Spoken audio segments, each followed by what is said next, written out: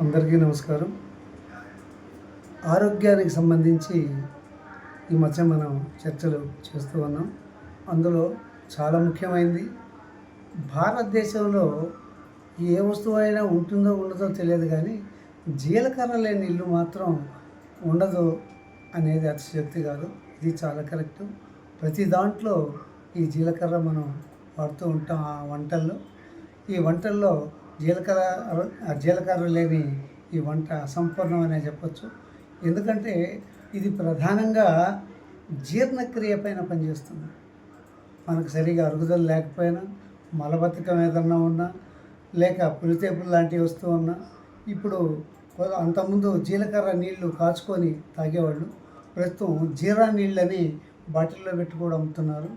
అవి కూడా తాగి ఆ గ్యాస్ని తగ్గించుకుంటున్నారు. కాబట్టి దీన్ని మనం ఇంట్లో కూడా హాయిగా తయారు చేసుకోవచ్చు.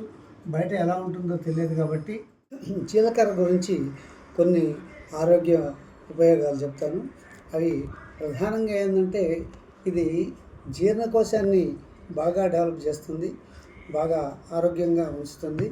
దీంట్లో థైమల్ అనేటువంటి పదార్థం ఉంటుంది కాబట్టి ఈ జీర్ణ రసాల ఉత్పత్తిని బాగా పెంచి అజీర్ణం అనేది లేకుండా చేస్తుంది. అలాగే ఈ ఉబ్బరం నుంచి కానీ, లేకపోతే గ్యాస్ సమస్యల నుంచి కానీ, పులిత్రేపులు కానీ, లేకపోతే వామిటింగ్ సెన్సేషన్ వచ్చినట్టు ఉండటం కానీ, ఇలాంటి వాటి అన్నిటిని కూడా తగ్గించేటువంటి శక్తి ఈ జీలకర్రకు ఉంది. ఇంకా రోజు మనం కనుక జీలకర్ర నీళ్ళు ఉదయాన్నే తాగితే కూడా చాలా బాగుంటుంది. ఇట్లా తాగిన దానివల్ల ఏమవుతుంది అంటే మనకి జీర్ణక్రియ మెరుగుపడటమే కాకుండా కడుపులో ఉన్న గ్యాస్ అంతా బయటికి పోతుంది. అలాగే కొవ్వు కరగడానికి కూడా మనకి ఇది చాలా గొప్పగా ఉపయోగపడే అవకాశం ఉంది. ఇది ఇంకా బరువు తగ్గడానికి కూడా బాగా పనిచేస్తుంది. ఈ జీలకర్రలో ముఖ్యంగా యాంటీ బ్యాక్టీరియల్, యాంటీ ఫంగల్ ఈ రెండు పదార్థాలు ఉండటం వల్ల మనం చర్మాన్ని బాగా ఆరోగ్యంగా వస్తాయి. అలాగే వయసులో ఉండే పిల్లలకి మొహాన ఈ మొటిమలు లాంటివి కొన్ని గుల్లలు వస్తూ ఉంటాయి. అలాగే చిన్న చిన్న మచ్చలు లాంటివి కూడా వస్తుంటాయి.